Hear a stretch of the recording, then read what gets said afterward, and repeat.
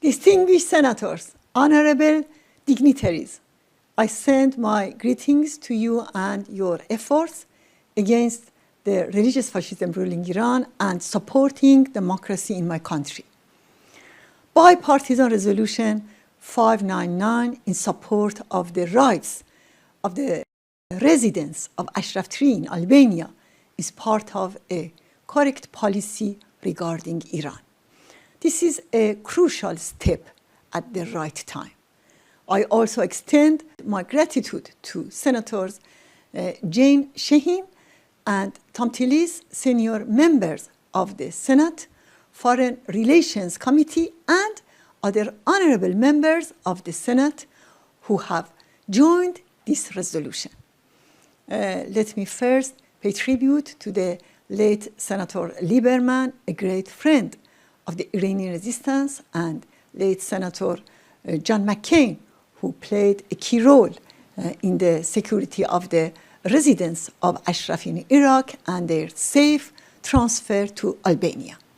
I also want to honor the memory of the late Senator Levin, who played an unforgettable role in this matter. Honorable Senators, the Iranian regime, with its warmongering in the Middle East, sending drones and missiles for killing in Ukraine, and continuous terrorist operations across the world, including in the United States, has shown that it is an urgent threat to peace and security in today's world and the head of the snake of warmongering and terrorism. Of course, above all else, the regime is an enemy of the Iranian people. It has executed more than 100,000 freedom-loving Iranians. Nevertheless, over the past 40 years, Western governments have tried various methods to appease this regime and change its behavior by making unjustified concessions. These include giving money, political concessions, and imposing unjust restrictions on the Iranian resistance. The result has only emboldened the ruling mullahs. This regime has paid no price for its crimes inside and outside Iran and its violations of international laws, including its nuclear projects. Without a doubt, holding the regime accountable for its crimes and imposing comprehensive sanctions and restrictions on it are essential components of a correct policy. However, these are not enough. The missing element in the policy regarding Iran is the role of the Iranian people and resistance. This regime will neither change its behavior nor it will fall on its own. The overthrow of the regime is the responsibility of the people of Iran and the Iranian resistance. The people, with their uprisings, their slogans, and the widespread boycott of the regime's presidential election sham, have demonstrated that they want the overthrow of the entire regime and reject any form of dictatorship, both Shah and the mullahs. The MK resistance units and nationwide networks in Iran have increased their activities across the country to achieve this goal. For this reason, the physical destruction of the resistance inside the country and the assassination of its members and imposing restrictions against them abroad have always been a priority for the regime. Political and terrorist plots against Ashraf III could be understood within this context.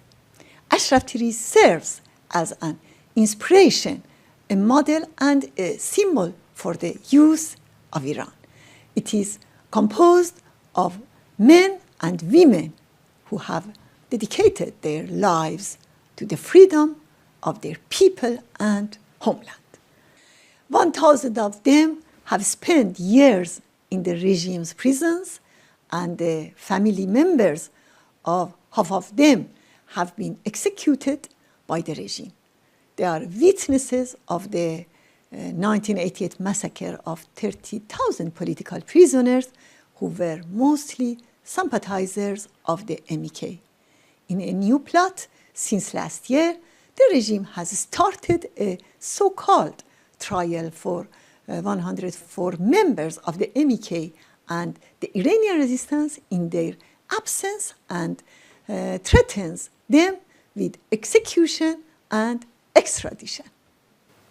Dear friends, this is not the first time in 4 decades that the mullah's regime is attempting to deceive the West by acting as if its new president is a moderate. While he is a loyal follower of Khamenei and a supporter of the Revolutionary Guards and proxy groups, he neither has the ability nor the will to influence the main elements of the regime's policy, such as repression, the nuclear bomb project, and foreign warmongering. Moreover, any president within the clerical regime is a puppet chosen by the supreme leader. The most significant reality today is the rejection of the entire regime by the people of Iran and their readiness for future uprisings. It is time for the United States Senate to lead a comprehensive policy towards Iran, a policy based on recognizing the fight of the resistance units against the IRGC and the Iranian people's struggle to overthrow the regime.